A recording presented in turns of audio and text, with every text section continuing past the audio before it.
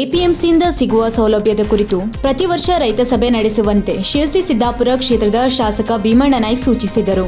ಅವರು ಸಿದ್ದಾಪುರದ ಕೃಷಿ ಉತ್ಪನ್ನ ಮಾರುಕಟ್ಟೆ ಸಮಿತಿಯ ವಾರ್ಷಿಕ ಕ್ರಿಯಾ ಯೋಜನೆಯಡಿ ಮುಖ್ಯ ಮಾರುಕಟ್ಟೆ ಪ್ರಾಂಗಣದಲ್ಲಿ ನಿರ್ಮಿಸಿರುವ ವಿವಿಧ ಕಟ್ಟಡಗಳನ್ನು ಉದ್ಘಾಟಿಸಿ ಮಳೆ ನೀರು ಕೊಯ್ಲು ವ್ಯವಸ್ಥೆ ಕಾಮಗಾರಿಗೆ ಚಾಲನೆ ನೀಡಿ ಮಾತನಾಡಿದ ಅವರು, ಎಪಿಎಂಸಿ ರೈತರು ಹಾಗೂ ವ್ಯಾಪಾರಸ್ಥರ ನಡುವೆ ನಿರಂತರ ಸಂಪರ್ಕವಿರಬೇಕು.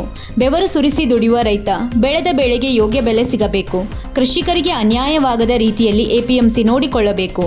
ಎಪಿಎಂಸಿ ವತಿಯಿಂದ ಕೃಷಿ, ತೋಟಗಾರಿಕೆ, ಸೊಸೈಟಿಗಳು ಹಾಗೂ ರೈತರೊಂದಿಗೆ ಪ್ರತಿ ವರ್ಷ ರೈತ ಸಂಪರ್ಕ ಸಭೆ ನಡೆಸಬೇಕು. ಟೆಂಡರ್ ಹಾಗೂ ತೂಕದಲ್ಲಿ ಮೋಸವಾಗದಂತೆ ನೋಡಿಕೊಳ್ಳಬೇಕು. ಮಳೆ ನೀರು ಕೊಯ್ಲು ವ್ಯವಸ್ಥೆ ಮಾಡಿದ ಎಪಿಎಂಸಿಗೆ ಅಭಿನಂದನೆ ಸಲ್ಲಿಸುತ್ತೇನೆ ಎಂದ ಅವರು, ಈ ಪ್ರಾಂಗಣದಲ್ಲಿರುವ ಎಲ್ಲಾ ಸಂಘ ಸಂಸ್ಥೆಗಳು ಸಹ ಮಳೆ ನೀರು ಕೊಯ್ಲಿಗೆ ಆದ್ಯತೆ ನೀಡಬೇಕು ಎಂದರು.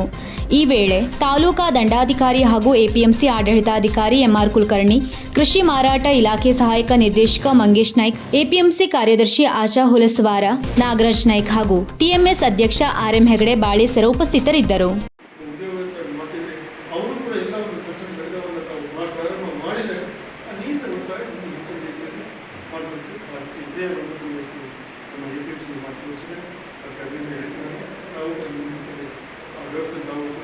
ಮಾಡಿ ಅಂತ ರೀತಿಯಲ್ಲಿ ಮಾಡಬೇಕು ಬಯಸಿಲ್ಲ.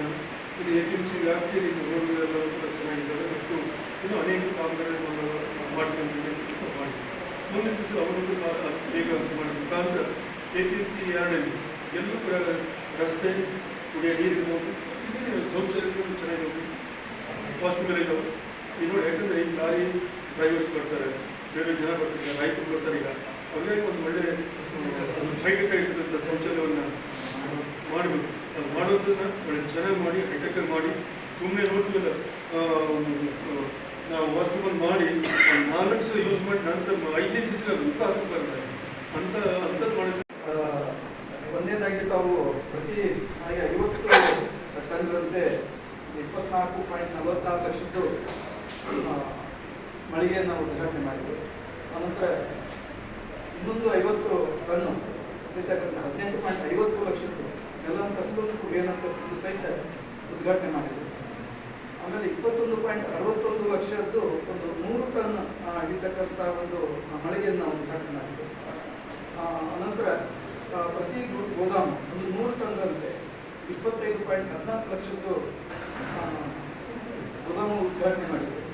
ಅದಲ್ಲದೆ ಮಳೆ ನೀರು ಕೊಯ್ಲು 5.32 ಲಕ್ಷದ್ದು ಮಳೆ ನೀರು ಕೊಯ್ಲು ಕಾಮಗಾರಿಯನ್ನು ಉದ್ಘಾಟನೆಯನ್ನು ಮಾಡಿದರು. ಸಾಕಷ್ಟು ಎಪಿಎಂಸಿಯಲ್ಲಿ ಅಭಿವೃದ್ಧಿ ಕಾರ್ಯಗಳು ಆಗ್ತಾ ಇದೆ. ನಿಜವೂ ಕೂಡ ಸಂತೋಷ ಆಗ್ತಾ ಇದೆ. ಅದಲ್ಲದೆ ಸರ್, ಈಗ ಒಂದು ಮುಖ್ಯ ಕಾಮಗಾರಿ ಮುಂದಿನ ದಿನಗಳಲ್ಲಿ ತಮ್ಮಿಂದ ಉದ್ಘಾಟನೆ ಆಗಬೇಕಾಗಿದೆ. ಸಮಿತಿಯ ಮುಖ್ಯ ಮಾರುಕಟ್ಟೆ ಪ್ರಾಂಗಣ ಏನಿದೆ ಸರ್, ಆಂತರಿಕ ರಸ್ತೆಗಳನ್ನು ಮಂಜೂರಾಗಿದೆ ಸರ್. 2.50 ಲಕ್ಷದ್ದು ಅದು ತಮ್ಮ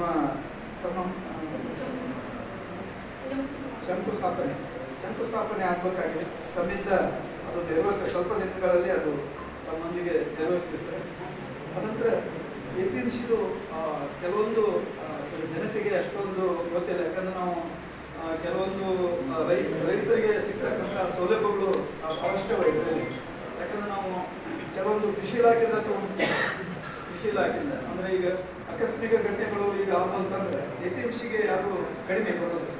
ಅದಕ್ಕಾಗಿ ಈಗ ವೀಕ್ಷಕ ಮಹಾಪ್ರಭುಗಳೇ, ನಮ್ಮ ಚಾನಲ್ ಅನ್ನು ಸಬ್ಸ್ಕ್ರೈಬ್ ಮಾಡಿ, ಶೇರ್ ಮಾಡಿ, ಪ್ರೋತ್ಸಾಹಿಸಿ.